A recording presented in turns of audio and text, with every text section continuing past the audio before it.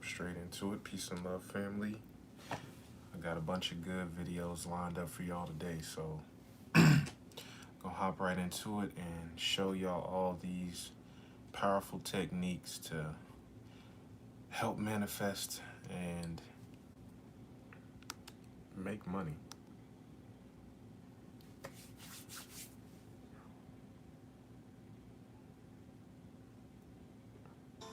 Hi and welcome. My name is and you're watching Synchro Shakti. Now, starting off this video, this is about what I was telling y'all last video, the Hopa Ono, or sorry, I still forgot to say it. She gonna say it, but yeah, she manifested $1,800 using it, so check it out. So if you watched my previous video, you will know all about the secret Hawaiian prayer that's called Ho'oponopono. Now, a lot of people use this prayer to manifest their reality. Now, if you don't know this prayer, I suggest you watch the introduction video where I tell you about the prayer and then come back to this one. A lot of people use this prayer alongside visualization to manifest what they want. And then there's a lot of people like myself who've devised their own technique of using this prayer to manifest what they want. Now, I'm going to teach you both how to use the prayer alongside visualization to manifest your reality, as well as my own technique to show you how to manifest your reality. So let's get started. So first, let me give you a small example of what happened one of the very first times that I tried my own method of using this prayer for manifestation. So this happened last year. It was the first time that I was running an Indiegogo crowdfunding campaign to raise about $1,000 for my very first international music video. Now, I knew nothing about campaigns. I had done no campaigns before. I didn't know anybody was going to fund me or enough for me to reach that $1,000. So I was filled with all kinds of resistances, fears, belief systems that said, I don't know if this is going to work. But then I knew that it's not going to hurt to try it, so I tried it. So before I launched the campaign, I went up to the roof of my house and I looked up at the sky, which for me is the representation of the divine for me. And I did this prayer. And then I did it for about maybe a few minutes, maybe 4 or 5 minutes, about 10 rounds. And then I came back downstairs. I launched this campaign, and what ended up happening is that I was supposed to reach $1,000 within 90 days of running the campaign, but I ended up getting $1,000 plus $800 more on the very first day. So I ended up getting $1,800 on the first day instead of the 90 days that I thought it would take. The very first thing I did was I declared my intention. It was a very strong intention. I said, I need to attract $1,000. So I declared this intention to the divine, but I said, this is what I would like, but it's not my will that I want you to manifest, it's your will that I want you to manifest. So surprise me, show me what you can do. And so that was the first thing that I did. The second thing I did was I told the divine that I know in some parallel universe, in some alternate version of myself, I already have this $1,000 in my hand right now. So what is going on inside of me? What programs, what memories, what data is playing inside of me that is in the way of pulling that reality into this one? So I cleaned on that. I said, Divine, I love you. I'm sorry for not being aware of all this data. Please forgive me. I let go. Thank you for cleaning it out. And I did this until I felt clear, until I felt calm, and I was ready to launch the campaign. And as soon as I launched it, things started manifesting. So in a sense, what you're doing is you're declaring an intention. You're cleaning on whatever is inside of you that is causing any sort of disturbance or is in the way, and then you let go and you surrender to the magic of the universe. So that was my technique. Now I'm going to share the technique about how you can use this prayer alongside visualization. So Very simple. All you need to do is visualize already achieving what it is that you want to manifest. Now, as you're visualizing it, you may notice certain resistances inside of you. Something doesn't feel all that right? So a thought might be playing in your mind that says, I don't know if this can actually happen. This seems like you're deluding yourself. This is not realistic, or I'm not good enough for this. Whatever's playing around in your mind, any sort of, pay attention to your body. Any sort of resistance you feel, you do the prayer to clean on that. And even if you feel no resistance, do the prayer anyway. So you say, I love you, I'm sorry for whatever is in me that is in the way. Please forgive me, thank you. I love you, I'm sorry, please forgive me, thank you. Until you feel clear and calm. That's it, and then you surrender. So it's as simple as that. But I cannot go into further detail within a small 5-minute video because there is so much to discover about the potential of this prayer. Now, I will be making one more video about this. It is how to use the prayer to heal your relationships, which is a very strong foundation of this prayer. What it does is really about healing yourself and healing your relationships. So that is coming up. So go ahead and click the bell icon as well as the subscribe button so that you are well informed about the video. And the second thing is, like I said in the previous video, there are a few books out there that have been written about this prayer if you are interested to read more about it. So there is Zero Limits, which is a book about Dr. Hewlin and how he healed an entire ward of criminally insane people using this prayer without doing any therapy on them, and a little bit about this prayer. And then there's another book, the sequel, which is called At Zero. This is the book At Zero. It's a book that has all the content you need to know about about Ho'oponopono and different ways in which you can clean and different ways in which you can use the prayer. So At Zero is the one that has more of the content. And then there is this one called The Easiest Way by Mabel Katz. And that one is her version of Ho'opono that she's learned directly from Dr. Hewlin, which is simply saying the word thank you. So if you want to learn more about that, the books are in the description box. Go ahead, read up, understand the prayer, apply the prayer, and then tell me what happened. So thank you so much for watching. I will see you soon for the next one. Good luck. Happy manifesting. I will see you soon. Namaste.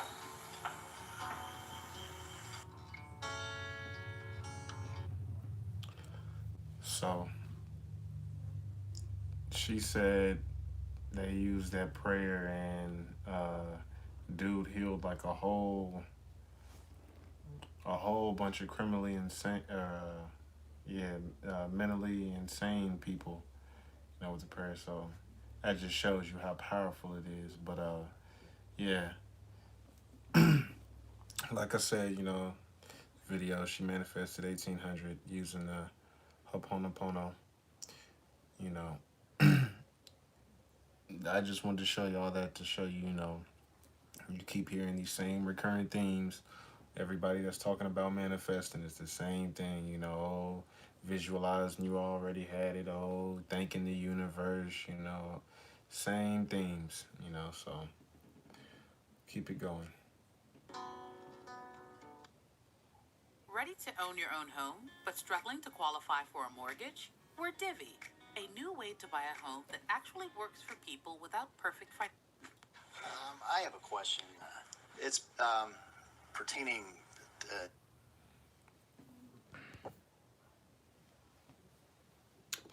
Now this is 68 seconds manifestation. Now I wanted to show y'all this because Abraham Hicks. This kind of like the same thing as the 17-second manifestation. It's kind of the same, technique, same idea. So let's check this one out. In the book, Asking is given 17-second flashpoint for thought. Why do you want to know about that? Well, I've been involved in meditation and things, and it sounds simple to have an uninterrupted thought for 68 seconds or whatever involving. Here's the thing. We like your question in relationship to what we've been talking about forking. Okay. Now, we're going to readdress this 17 seconds with a new way of looking at it in light of this forking your way into the vibrational corner of your choice. What he's talking about is, we say that when you hold a thought for 17 seconds, only 17 seconds, another thought that is vibrationally same joins that thought, which makes that now a more powerful, more attractive thought.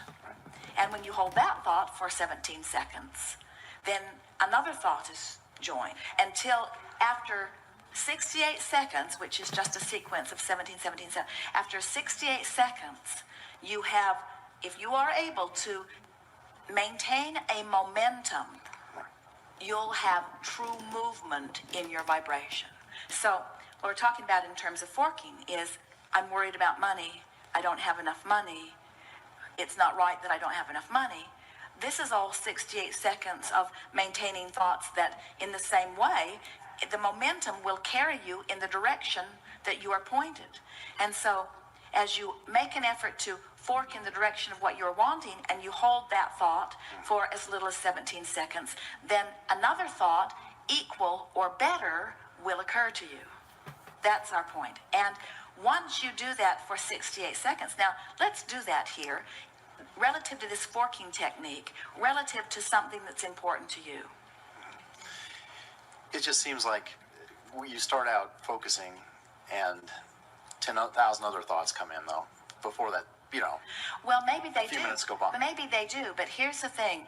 Those 10,000 other thoughts are vibrationally compatible with the thought that you started with. We don't want you to hold a singular thought. We want you to hold a singular vibration. In other words, for example, let's say you're holding the thought of love.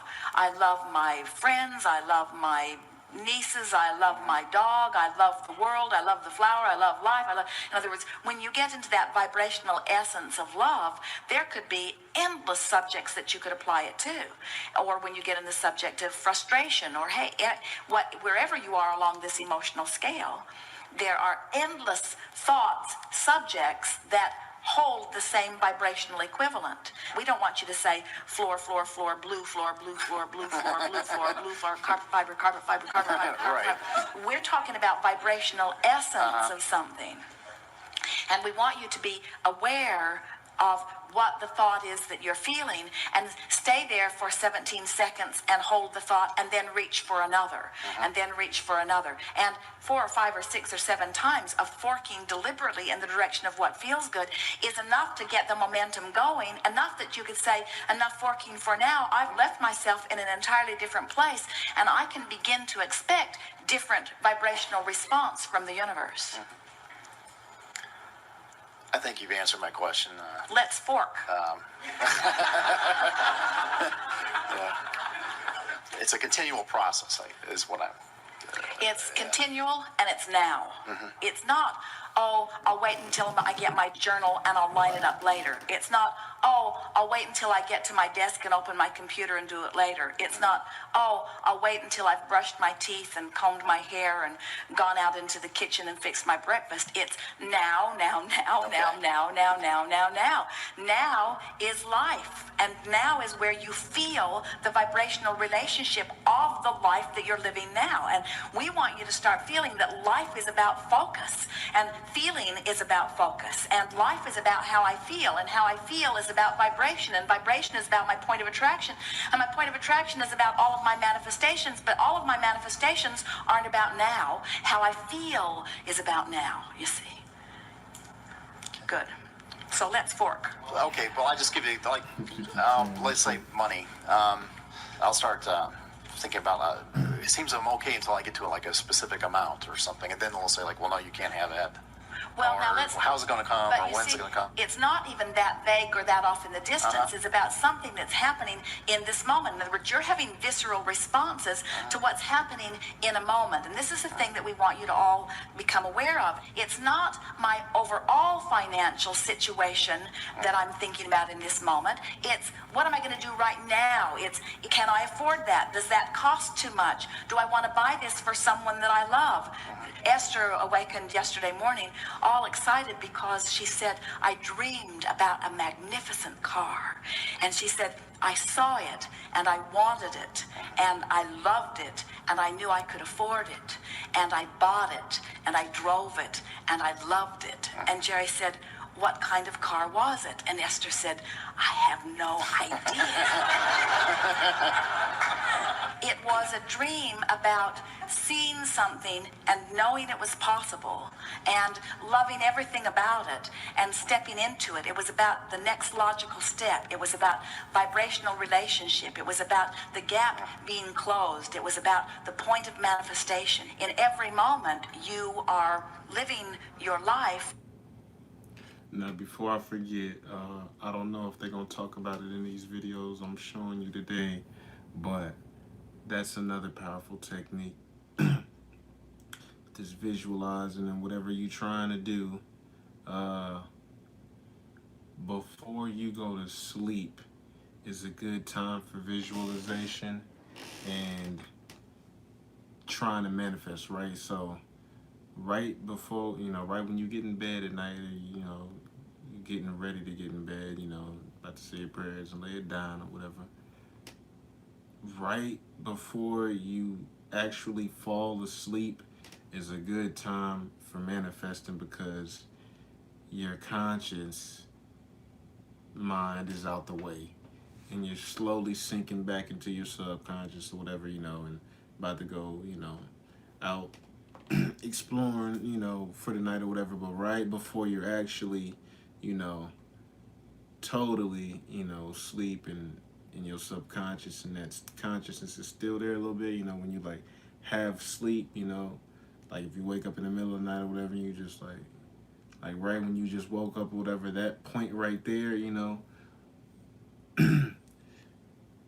right before you go to sleep, whatever you're trying to manifest, think about it and then lay down or whatever. So I would go, okay, I'm trying to manifest, a new house. So right before I go to sleep, I would, just visualize having a new house and just walking through my new house, what it smells like, what kind of doorknob I have, what the front door looks like, what the window panes look like. I got a 2-door or 3-door driveway. Is it 2-story, 1-story? How big is the backyard? Everything inside. How do I feel? What's cooking on the stove right now? How does it smell in the house? Do I see my family? Oh, I see my husband, my wife running around, kids running around. Visualize all of that. So right before you go to sleep, you might even be able to dream about it, and dreaming about it is really good too. How you done had some dreams just off chance and just dreamt about like finding a bunch of money, or just like having a bunch of money, or what I'm saying, or whatever you like in abundance or something like that. I remember having dreams and stuff where I was just like on this little island. It was just nothing but quartz crystals. I was like, damn, I'm in heaven. You know what I'm saying? I'm like, dang, just think of how, when you woke up in that feeling, right before you was like, oh, damn, bro, I had $10,000 in my pocket in my dream, but damn, now I'm, woke up and I'm a bank account in the negative still. Damn. Think about that feeling you had, right before you snapped back into reality and it was still real to you in that dreamland, So you can kind of try and program yourself to think about that right while you're sleeping by visualizing it right before you go to sleep. So try that out and let me know. And molding the way you feel about the subject at hand. And life is dealing up the subjects. In other words, you're in traffic. Life has dealt up the subject. And so as you're in your now and you are thinking about those 17-second explosions and you are making an effort to lean in the direction of what you're wanting, now you're in control in every moment. And 30 days of that loose awareness and that deliberate forking cleans your vibration up on so many subjects that people who are watching you would hardly recognize you as the same person in terms of what's beginning to flow into your experience. So talk to us, give us an example of your interaction with dollars and then give us some words that amplify that moment. I've done well enough for myself. I think my concerns have been for helping out other people. We think so too, Yeah. but you brought it up for a reason. Yeah. It's kind of like the old take 2 steps forward, 1 step back. When I'm focusing on things, it seems like I'll... But you see, the reason that we're sort of stubbornly holding you here is because you want to talk hypothetical, and we want to talk in the moment, moving up the vibrational scale. So you just said, it seems like I take 1 step forward and 2 steps backwards. Which way did you fork with that statement? Backwards. So now what do you want to say? Well, anything's possible.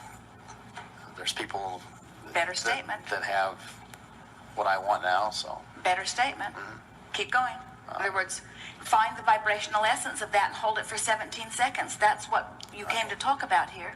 So you went the direction you didn't want to go, and now what vibrational essence are you wanting to get hold of and maintain?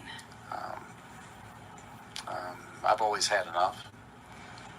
More than enough, actually, to get by. All things are possible. I'm getting a handle on this deliberate creation. While it is always ebb and flow, and I never have seen anyone make a direct beeline toward anything, they're always moving around it one way or another, or over or under it. In other words, every journey to every destination is flexible like that, but I always consistently keep moving in the direction of what I'm wanting. My life continues to improve. My life really does get better and better. And while certainly there are things that I would like to improve, you might be forking the other way just a little bit with that. On the whole, things are going very well for me. And I ask this question not only because I'm eternally trying to improve the quality of my own life, because we all always are, and as a teacher, there's nothing better than teaching through the clarity of my example, but I really want to get this so that I can demonstrate it to others, both visually and verbally. I want people to begin to understand that we are the creator of our own reality, and the way we feel is everything. And life is supposed to be good. And abundance is out there for all of us, and it is illogical that there would be some people that would have outrageous abundance and some people that would hardly have any abundance of it at all. It must be a vibrational variance, and so it's fun to get a handle on it, and I like watching it in my own life, and I love how the universe will deliver to me exactly the vibrational equivalent to what I'm offering. And I love playing this forking game, because as I play this forking game, I can feel more and more how I'm shoring up my vibration, and I can feel that here now, as I've been deliberately forking, that I've achieved a vibrational essence with a thought way more than 17 seconds, way more than double that or triple that or quadruple that. I must be way over the 68-second mark. I'm sure that I've been way over the 68-second mark, and it hasn't been difficult as I got pointed in the right direction, because the more I got headed in the right direction, the easier it was to go in the right direction. There's sort of momentum going. I'm starting to feel freaking... You see how that whole whole spiel sounded positive, it felt good. There isn't anything that I can't do. I feel that I could accomplish anything right now. It feels to me like the entire universe is queued up to give me anything that I'm wanting on any subject. Money has never been a problem for me. It never will be a problem to me. It's just a matter of identifying what I want. Now what can I think of? What other subject could I think of and maintain for about 17 seconds? So isn't it nice that my personal life experience is going to constantly give me reason to line up my energy? If there's ever anything out of alignment, I'm going to sense it on some level. And if my dominant intent is to feel emotionally good, then I'm going to close the gap on all subjects, including this subject. Now, we stayed there way more than 68 seconds on that subject, too, you see. Good time for a segment of refreshment. Thank you. And we are complete.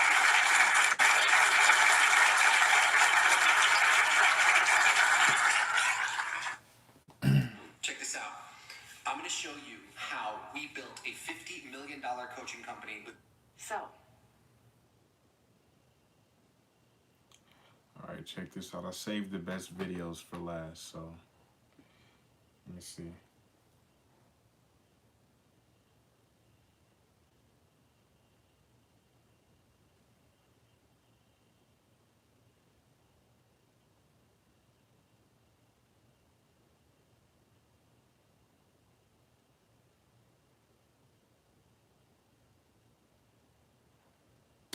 I'm gonna show y'all Reverend Ike. Yeah, Reverend Ike real quick. We'll watch that. Reverend Ike, my dude. I just wanna, you know what I'm saying? I love his vibe. Another OG that, you know, was trying to put people on about the law of attraction and attracting money and all that. He got some real good techniques and stuff to get you out of some bad habits with money. So, yeah.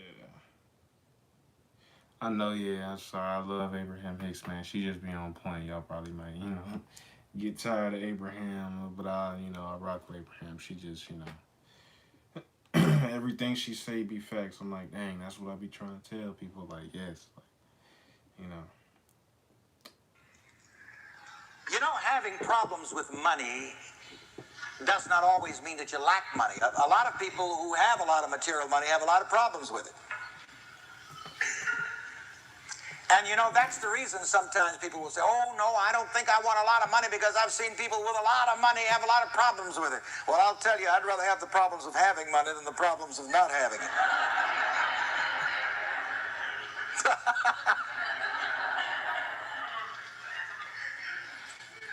You hear the old jingle, things go better with coke, things go better with money, even trouble. Even trouble goes better with money.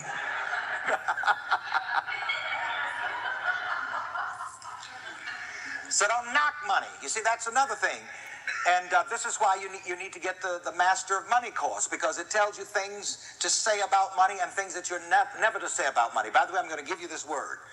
Here is a terrible word that a lot of people, almost everybody uses concerning money, that you need to wash right out of your vocabulary. Are you ready? Oh, yeah, she telling you some verbiage to use on how to, you know, attract money and not scared away. But yeah, I keep forgetting it's backwards for y'all. Let me read the title. Reverend Ike, the magic words that attract money or kick it away. So he's telling y'all the magic words that attract money or kick it away. Ready for this one? Okay, put it on the board for me, Terry. Write it big. You are never, ever again to say this about money. You can write it right under there, right on the side somewhere.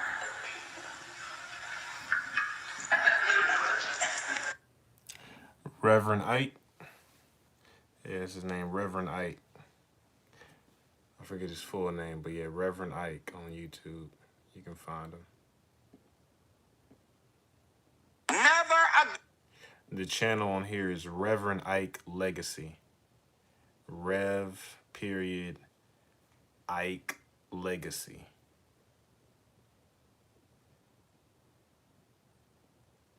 And say spend money. Spend means it's gone.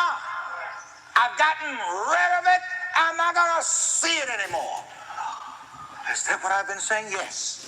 When you say spend every, as long as the thought is formed in your mind, spend money, you are dismissing money from you. You're saying, get out of here, money. Don't ever think that way again. Now, let's have some confession and absolution here. Yes, we do have confession here, but we don't let you come into a booth and do it. You get your sins forgiven right out before everybody. How many of you used to use the term spend money? Let's see your hands. Don't do that anymore. Shake your head and look at the next person and say, don't do that anymore.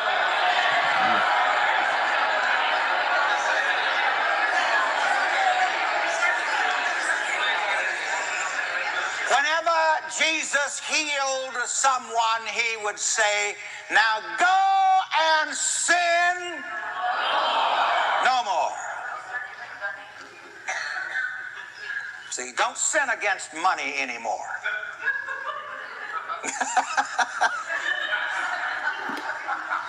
Now let's get into, very briefly, the semantics of circulating money. And I'm even going to give you something to put in your checkbook, something to say whenever you use money, whenever you pay money. so that it'll come back to you. Now, that tells us what circulate means. To circulate means what? Return to point of origin. Say that with me. Circulate means return to point of origin.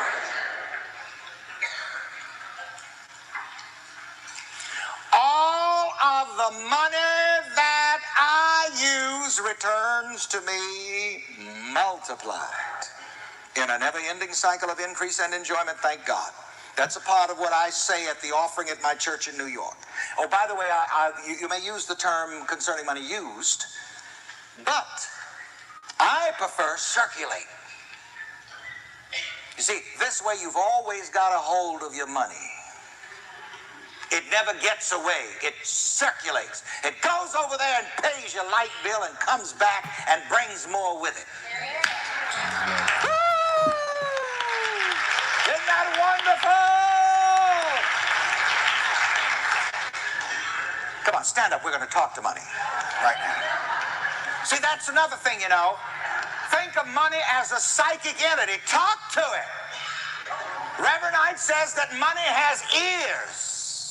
Yeah, like we said, we all know money Not has only its own that, consciousness. did you know that money is a woman? These people saying the same thing.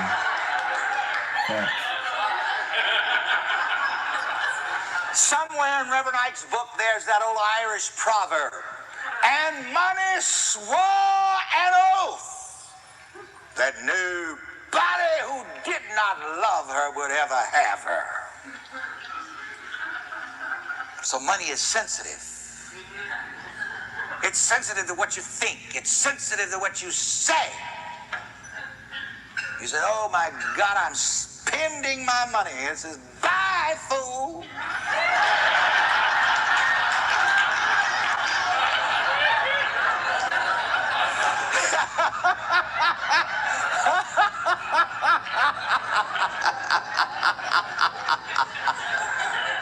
And you know what they say about a fool and his money?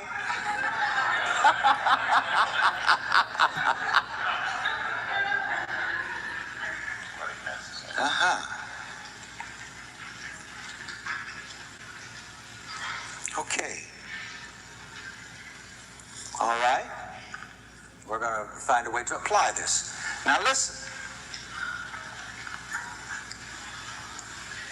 We're going to speak in other tongues about money. From this moment on, we're going to speak in other tongues about money. What are we never going to say again about money? Never. Ever.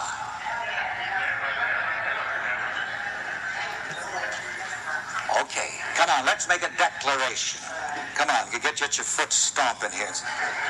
Right here and right now.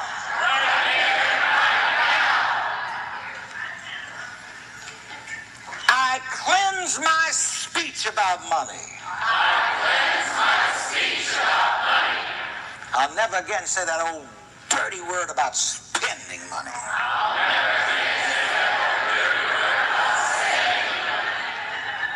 From this moment on, I will not spend my money. I circulate my money. The money that I pay my bills with. I circulate it. Whatever I do with money, I circulate it. And it returns to me multiplied. In a never-ending cycle of increase and enjoyment. Thank God. All right, give yourselves a hand for that.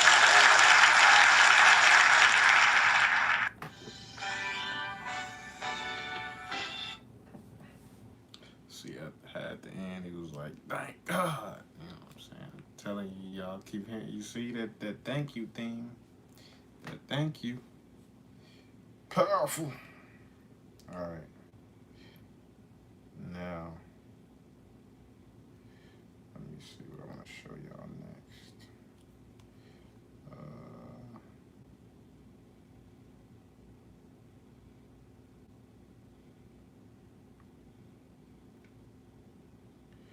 Yeah, I'm gonna show y'all one more Abraham. Uh, yeah, and then I'm gonna end it two more. So one more Abraham, and then my Grandmaster Choa Kok Sui. I'm gonna play him at the end. He talks about money briefly, and but he talks about everything holistically and how everything adds up and all this stuff. Got a lot of knowledge. He founded pranic healing. This man can he healed. I showed y'all. I posted a video. He healed that lady out the wheelchair. This man's he's that dude. I love him because, for one, he founded pranic healing, and you know, that shit is great. I love it, and that's what I use to heal people energetically. The best energy healing modality, I feel like. But he also, I feel like he was like the most balanced. You know what I'm saying? Because he was, a real spiritual, dude. Obviously, he's a healer, but before all of that, he was already, rich, and he was, I think, uh, I'm not sure, but I think he was almost a billionaire. I think he was an engineer, and then he had been, I think he had gifts when he was younger. Y'all probably know more about Grandmaster Choa Kok Sui than me, maybe, but I think he was always kind of in spiritual practice when he was young, but for his adult life, some of his adult life, he was, an engineer, and so like a regular person to me, logical minded, and amassed a great amount of wealth before he even, founded pranic healing, so he knows all about manifesting, uh, large amounts of wealth, and he's spiritual and knows how to heal people. So I'm like, damn, like he's my ultimate hero. You know what I'm saying? Like, and I will share. One of my goals is to be like him because when I had heard his story, it like triggered me. I was like, man, that's exactly what I want to do. This is my main goal. I want to help people, heal people. You know, I want to heal people physically, but I want to heal people, financially too. I want to have the power to do both, you know what I'm saying? So, I know it's going to manifest. It's just only a matter of time, So, what he did, and used to do, no problem, no problem. What he used to do was he would go around and like he was from the Philippines, so you know, Master Stephen Coe, he's his, I would say he's one of his disciples. I would say one of his best disciples. And Master Coe was telling the story of how he was healing out in Los Angeles, I believe, or he was somewhere in California, but nonetheless he was in the United States. He came to the United States one time, to check on one of his healing centers and all that. And he's from the Philippines. It's bad out there, too. But he came here, and in California, he said he had never seen so many like poor people and stuff. And he was like, "What's going on?" He walked past some, so he told Master Coe, Stephen Coe, like, "Hey, here, take my card, go to the ATM, come back." He was like, withdraw a bunch of money. He said he pulled out fat stack of cash, and he just literally, spent a little. And he was I think he was just walking across the street or whatever, just randomly when he had got into town or whatever.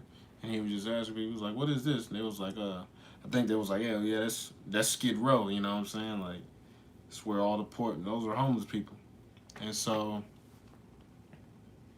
and so,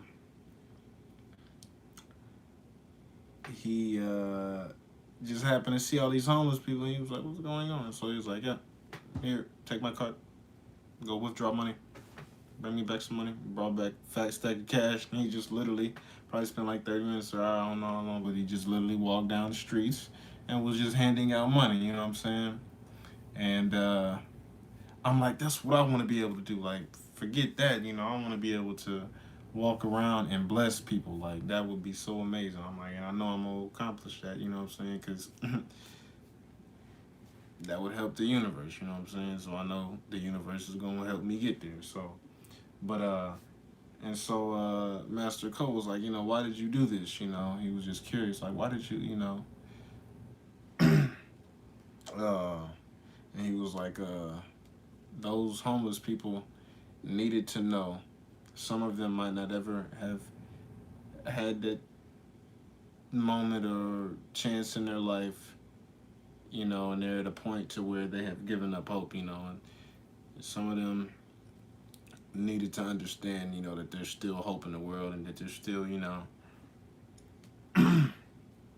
good things out there that exist and stuff like that, and people willing to help. You know, just think about if a man just came down, you know, and handed you $100 bill. That'll change your, probably your, at that point, if you, you know, $100 bill, couple $100, and you're homeless, that'll probably change your life. Damn, I got a couple $100. Oh shit, let me get some shoes or something. Or dang, I can afford a hotel for a week and some clothes. I can get a job interview. Damn, you know, he might have literally changed some people's lives. So, you know, some people might, he was saying, some people might have not have ever had that chance, you know, to where, you know, they had anybody to, you know, give them genuine help and feel genuine love from somebody, you know what I mean? So he said that's why he did it. So yeah, this is Abraham again.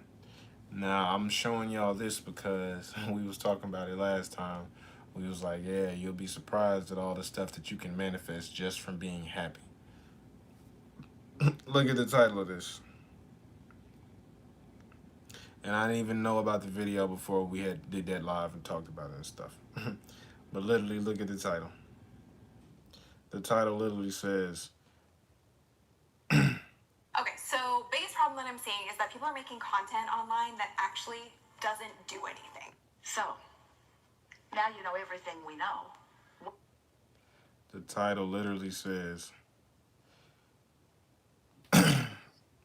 just being happy won him the lottery. Just being happy won him the lottery, right? So just listen to it.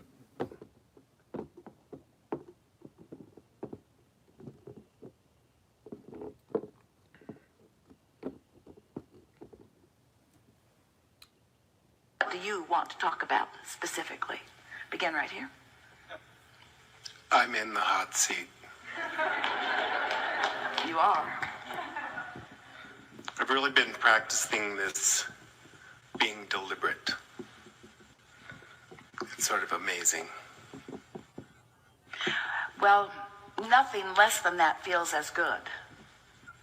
It's fun to stumble on conditions that are pleasing, but it's ever so much fun to plan them and practice them and anticipate them and then experience them. Isn't it? Isn't it? Isn't it? Isn't it?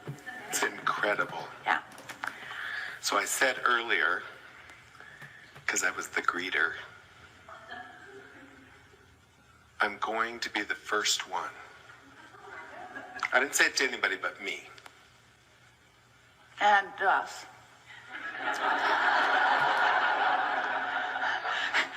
You think what you think is a secret?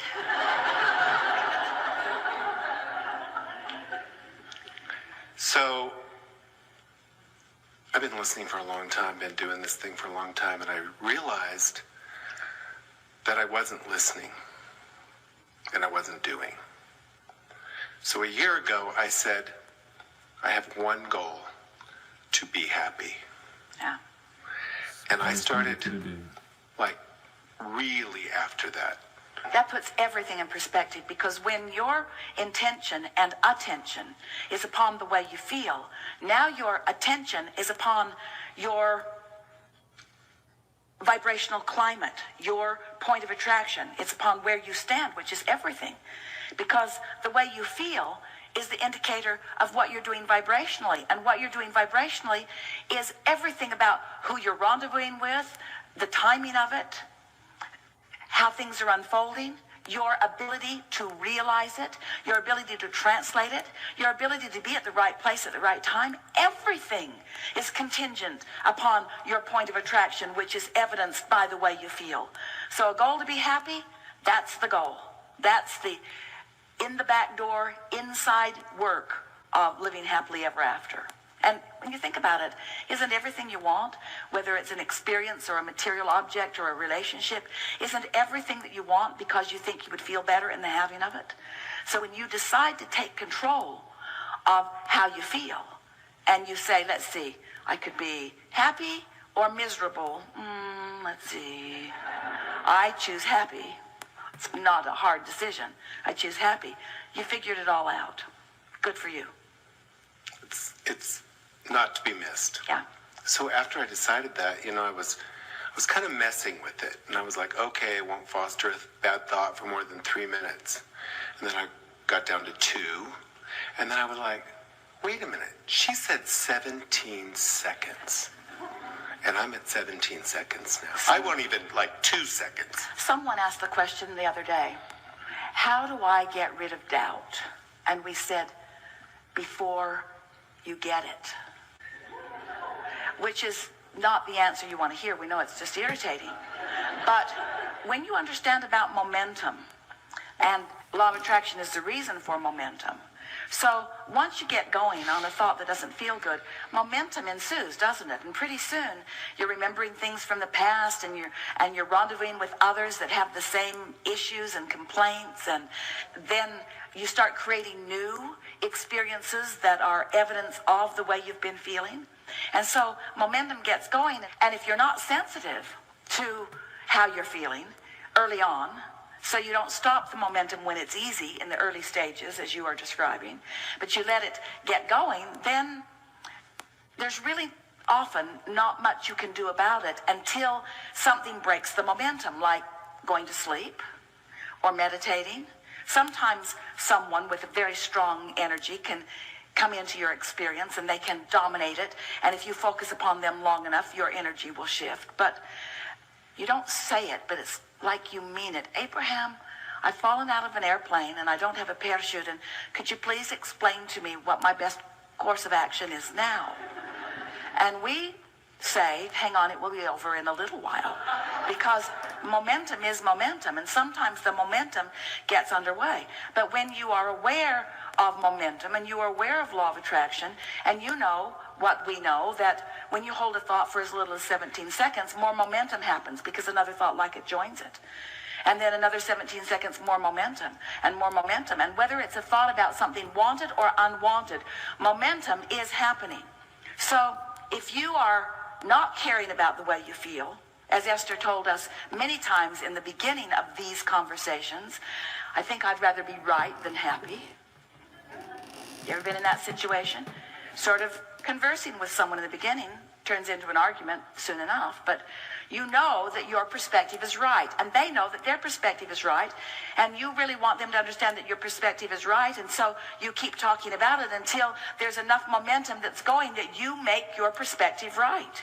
Esther would say to us, Abraham, but it's true. It's true. Why would you not want me to verbalize these factual evidences? It's true. And we say, well, the reason they are factual evidences is because someone made them true by focusing upon them. Do you want to do that too? Oh. That sort of puts fact and evidence in a whole new place, doesn't it? So when you decide that you want to be happy, it sort of makes you not want to watch some of those television programs.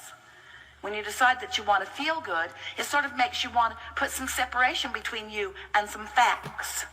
Some facts that are certain to activate some vibrations within you that are going to prevent you from being one who easily receives what you put into your vortex of well-being, you see.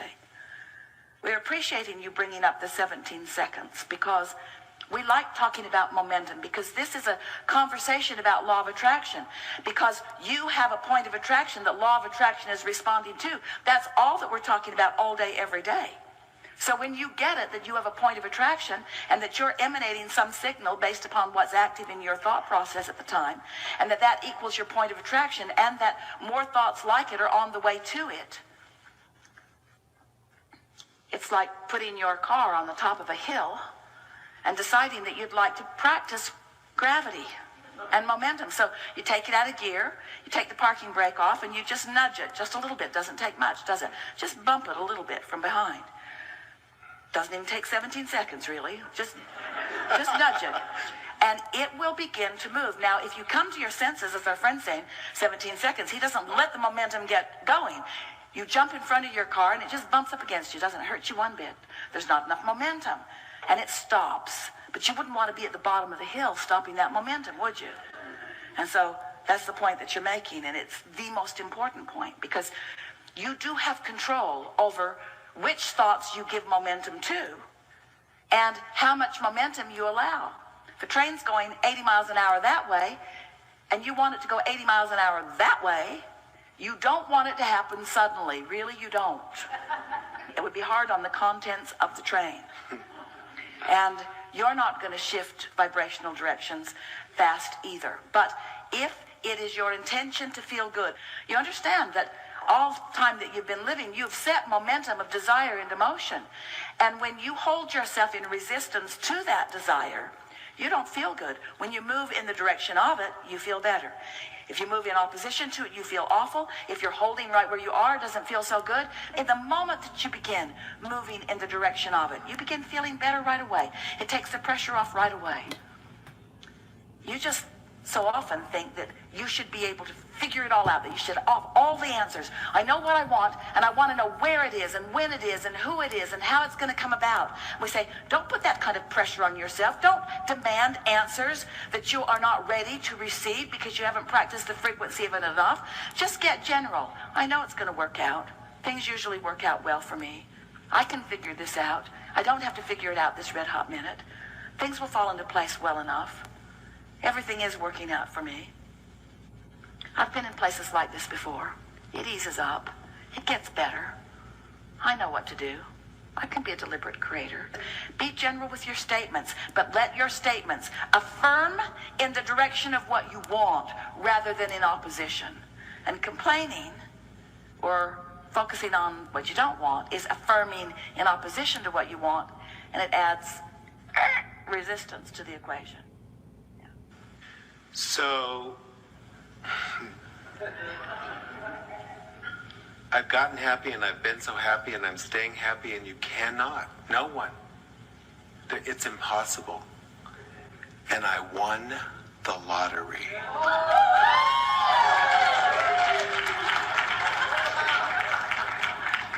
Manifestation is fun, isn't it?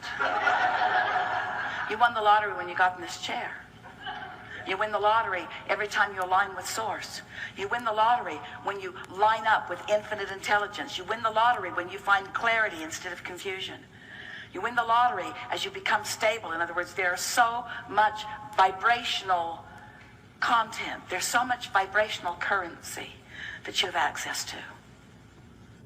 Manifestations are good indicators, but that happy emotion is as good an indicator. And when you're willing to say that, you see, because there's a big tripping point with so many people who also want to win the lottery. That's that thing that we were talking about the expanse between the debt and the money that you'd like to have in the bank. If you can win the vibrational lottery, the emotional lottery, which you can do with ease right now, and you win it again, and you win it again, and you win it again, because it's under your control. It's not about anything other than you and you and you and you and you and you and you and you and you. As you practice that vibrational lottery winning, then all the other winnings, all the other full-blown manifestations of what you want come into your experience. Really good. It's weird. I was more excited about greeting all these beautiful people that were so happy and on fire for this workshop. It was more exciting to me. Then winning the lottery? Than winning the lottery. It felt better.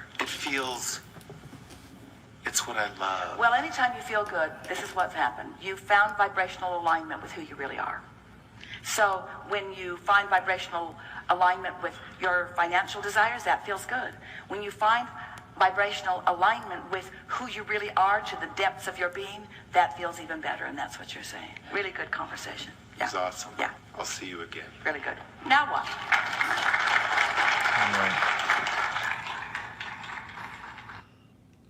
All right, so I saved the best for last, so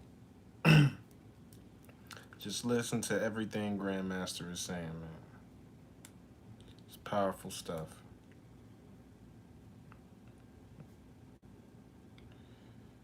Powerful stuff. Don't go nowhere, man. Last video.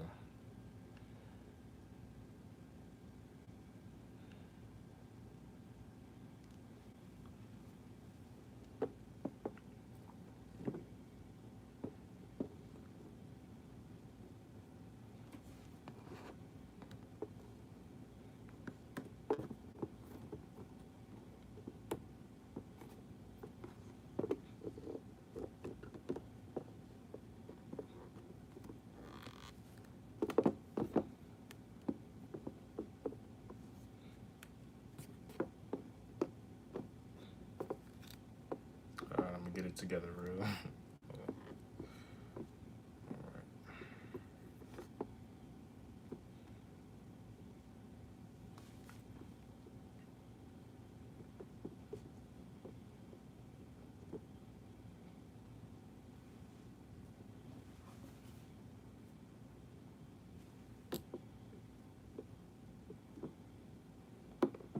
So what is the definition of prayer? If somebody were to ask you, what is prayer? What is it?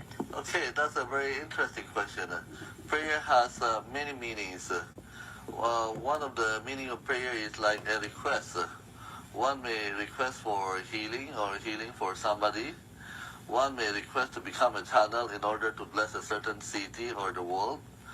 Or sometimes prayer could mean also mantra, like a word of power like Om or Om Shanti.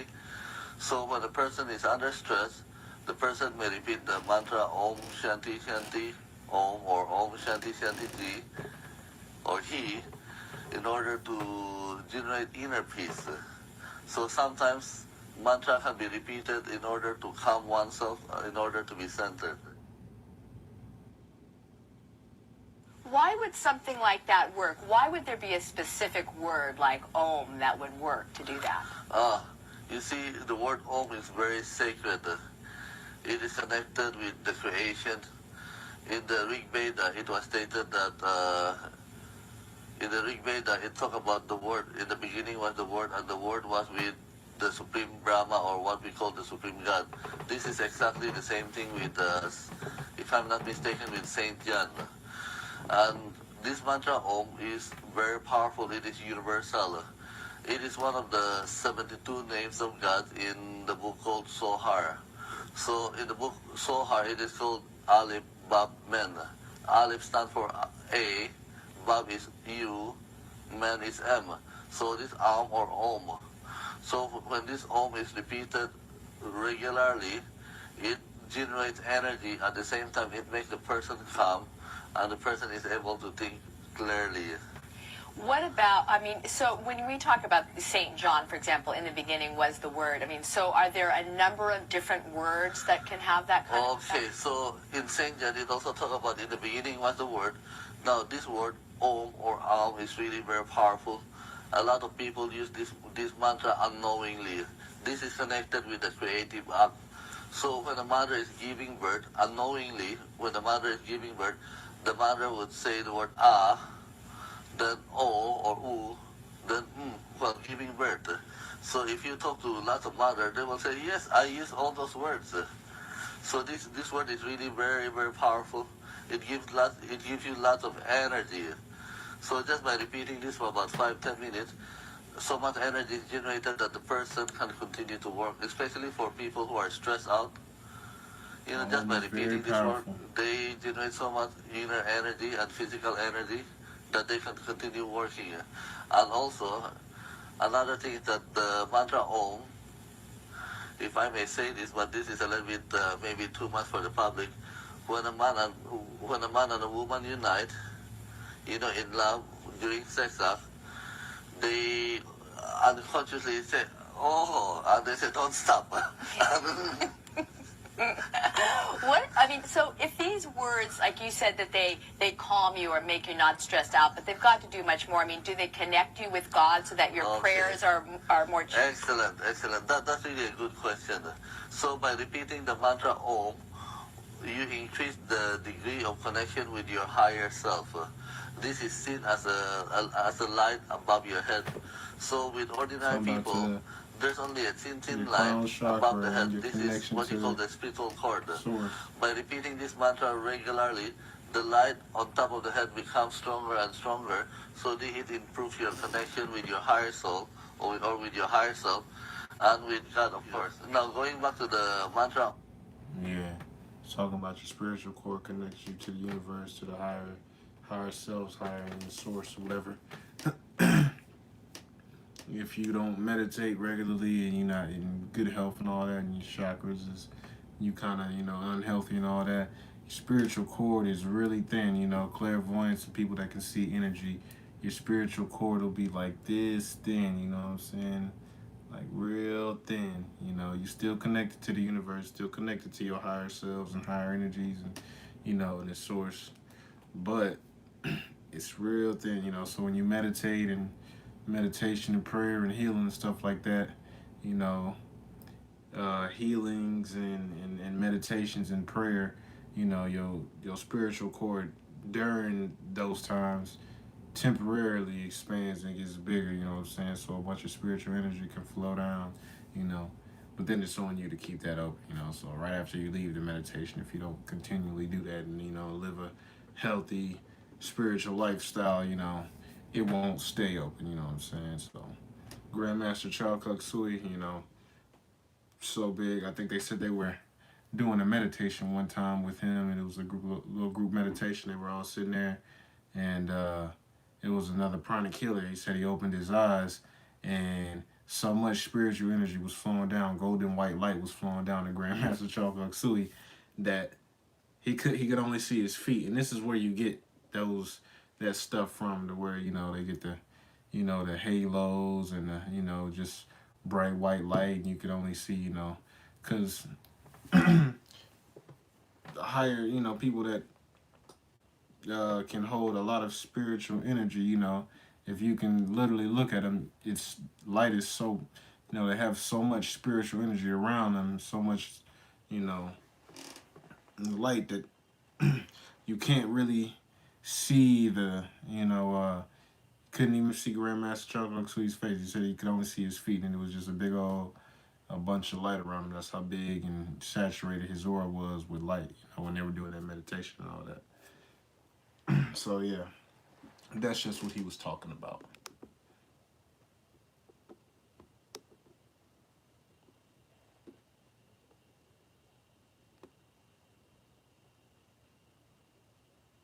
Om, the mantra Om is very, very powerful. It's always connected with God. That is why when we want to describe that God is all powerful, it starts with God is omnipotent. It starts always with an Om. So if we want to say that God is all-knowing, it always starts with God is omniscient.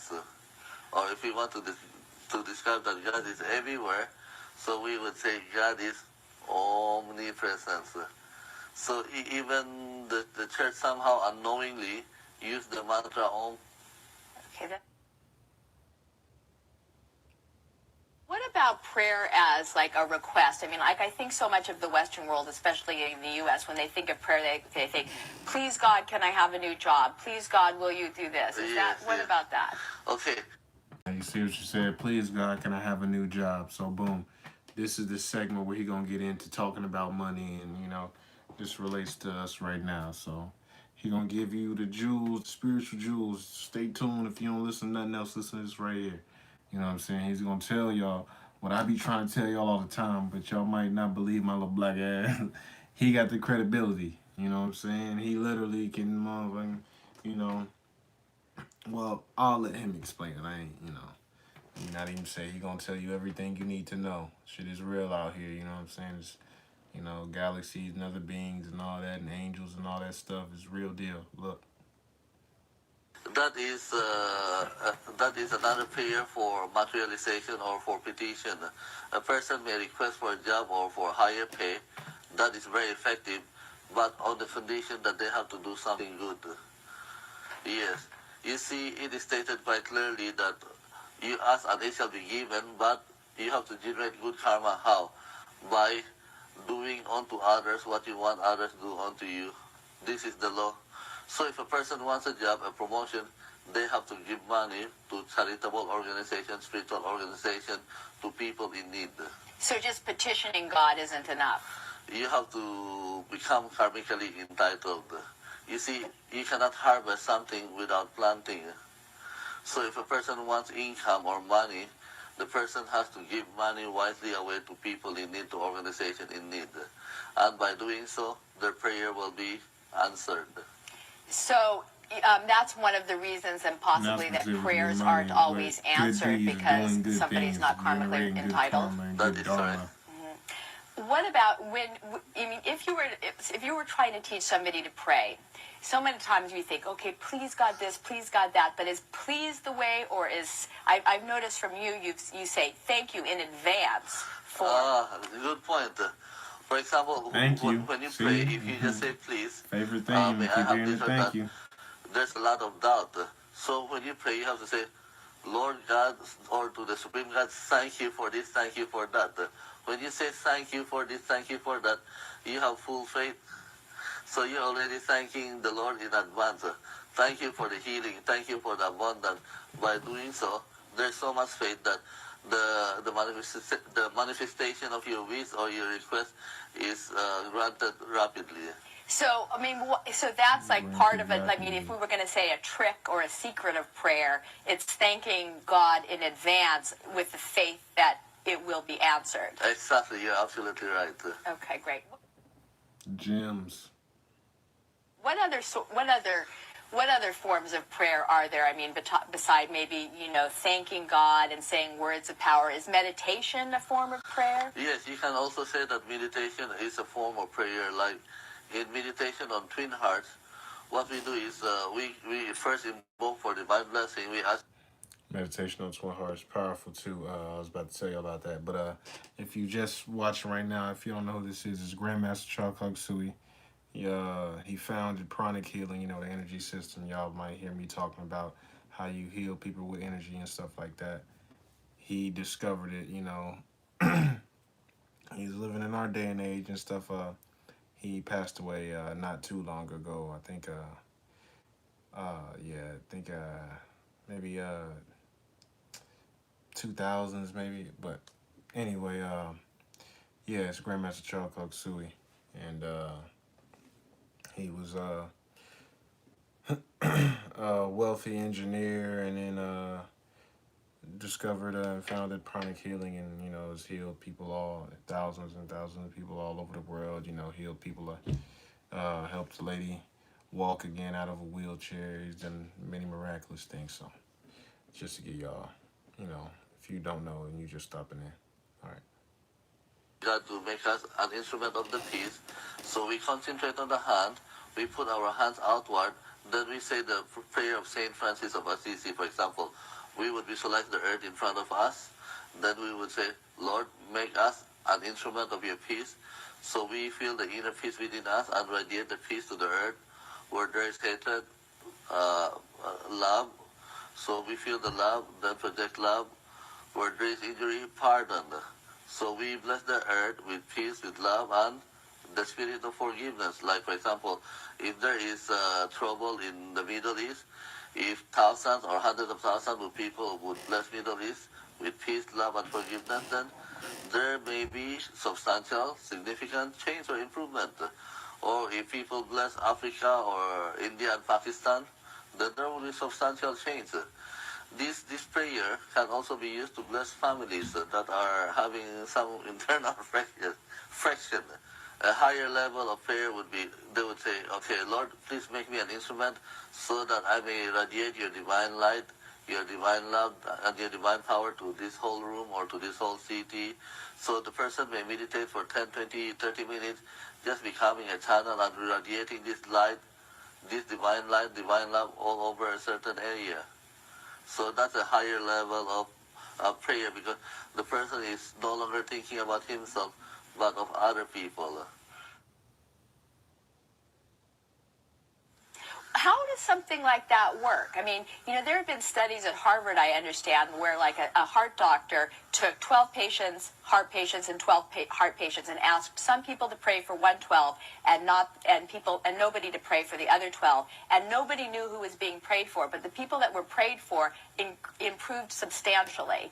So, I mean, how does something like that work? Okay, when a person requests for healing for the patient, what happens is that the prayer is answered by the angels, the healing angels.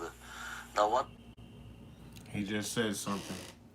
Well, I be trying to tell y'all, like, I only say this because I don't really, you know, talk about it too much, but, you know, like, we just have to learn, you know, where we're at in the universe that we're living in. We got to get out of this mindset of this 3D, like, nah, motherfucker.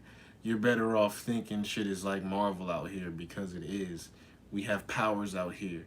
I'm telling you, you go to Africa, you might be on TikTok and stuff like that and seeing these little videos of like voodoo and, oh no, that thing was moving on its own, and yes, that shit is real. Oh, I saw a video, dude was levitate, but I don't know. Nah, shit is real out here, you know.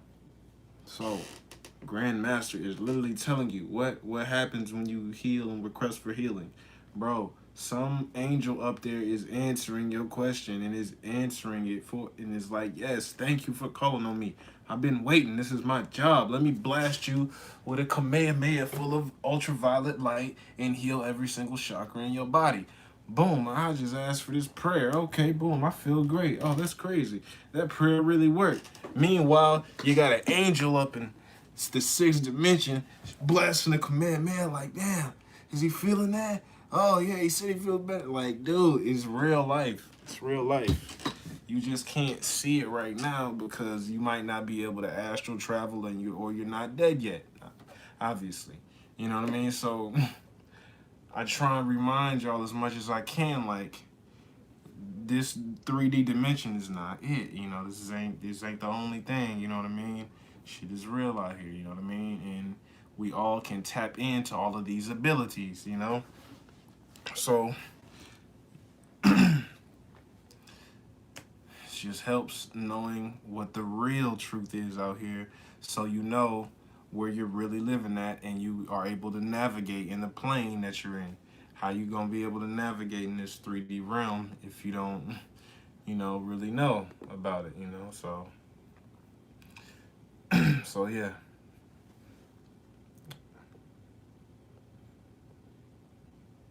And nobody to pray for the other 12, and nobody knew who was being prayed for, but the people that were prayed for improved substantially. So, I mean, how does something like that work? Okay, when a person requests for healing for the patient, what happens is that the prayer is answered by the angels, the healing angels. Now, what are angels? Angels are actually beings of consciousness but exist in energy form, in light form. Like in our case, we exist in physical form, you know, body form. So these angels are also like us, beings with consciousness, but they exist in light form, invisible form, energy form. So when you pray to God, these great beings, they come down and they help this patient recover. Let's say they work harmoniously together with the doctor in helping the patient improve. Why wouldn't they go and help the patients improve on their own? I mean, why does there need to be a request from an outside? You have to have a request. If you stand outside the door and you don't knock or ring the bell, the door will not be open. And so that's the meaning of that biblical phrase then. You must ask first, and before you'll be given. Knock before it'll be open. Yes. You have to request because, you know, your freedom, your free will is respected. You want to be helped, that's good. You don't want to be helped, it's also okay. Okay, one of the most... Yeah, see, so real quick, obviously asking you shall receive. So they're just sitting up there and they're like, dang, these angels and everybody, oh, God doesn't love me. Oh, he doesn't love me, doesn't help me. Well, did you ask him, you ask for help. These guys, everybody, sitting up there waiting to help you, but you have to ask first because we have free will, so they can't just come down here and just heal you or make you rich or whatever unless you specifically asked them and do your due diligence, you know what I'm saying? Because, you have free will, so they can't just intervene like that, that's why no alien species or some just don't come swoop down and fix the planet in 1 second and, because we have free will. It's like, they down there suffering, they letting some, some foreign alien races, run their planet. They want to, get ruled and be, indirect slaves. That's on them. We can help as much as we can, but we can't just come save the day because, free will. So this is why we have to ask first. Common uses of prayer is inner peace. As you know that when you interact with people, there's always a lot of friction because there's differences in temperament or personality between one person and another person. I mean, every day this happens several times. So to achieve inner peace, you can always invoke for divine blessing for inner peace. For example, the prayer of Saint Francis can be used to do that. Make me an instrument of your peace. So what you do is you feel the peace within you. Where there's hatred, let me sow love. If there's any hatred within you, you invoke for divine love to come into you and transform the hatred into understanding and compassion. Would you suggest to people that before they begin any project, before they begin any day, before they sit down and eat their meal, how often do you pray? Almost every day. Every day, and several times a day. Right, probably. and I notice that when you teach a meeting, you walk in and you pray first before you ever start speaking. Why is that? It makes life a lot easier.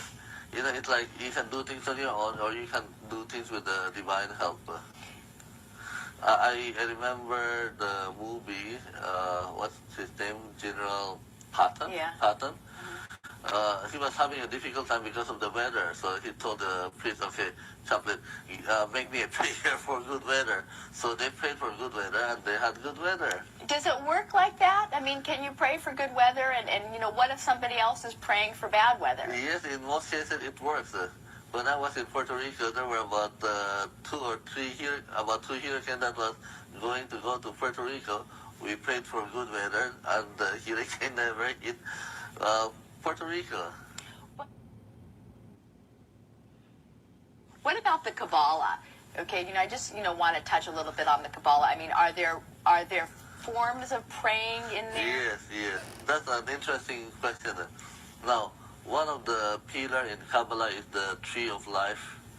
This Tree of Life has what they call 10 Sephirot or 10 energy centers. Now, there are 10 energy centers, but there's also one hidden energy center. Now, this energy center corresponds to the Lord's Prayer.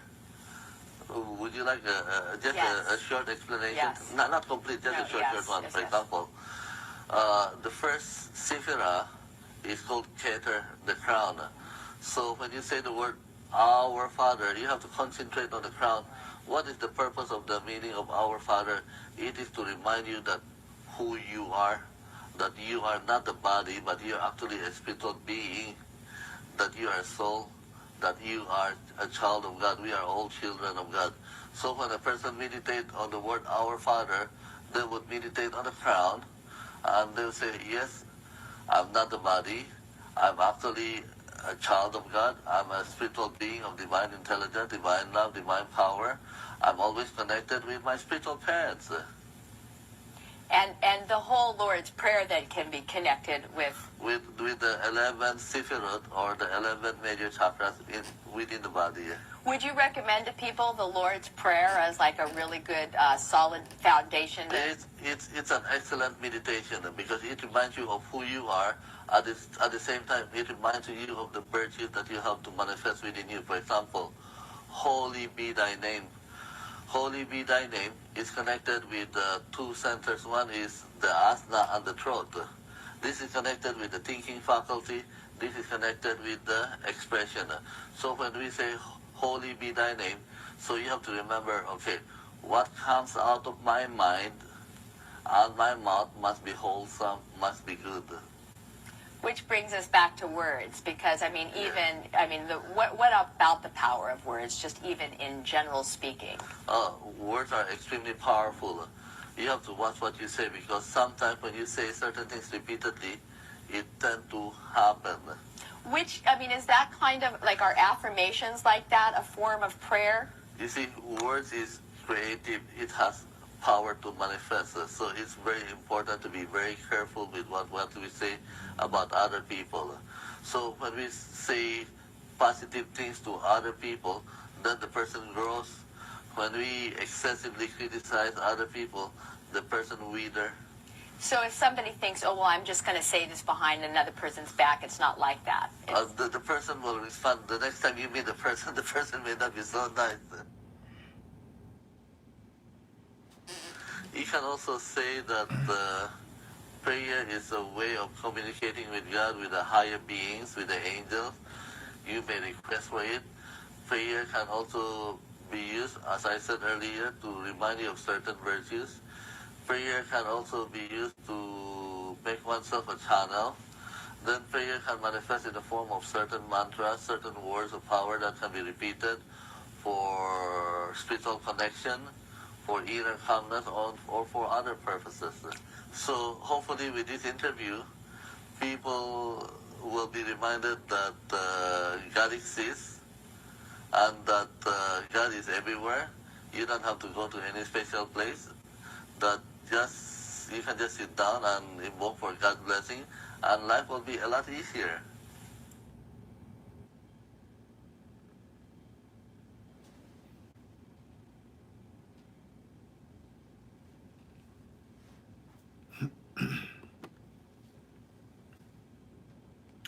All right. Drop some good jewels on that. All right. Without further ado, when people are using the law of attraction, they're using. Sorry. We can meditate.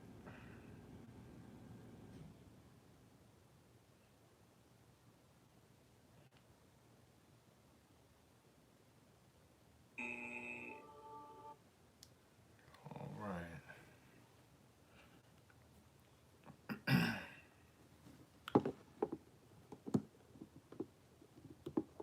Here we go.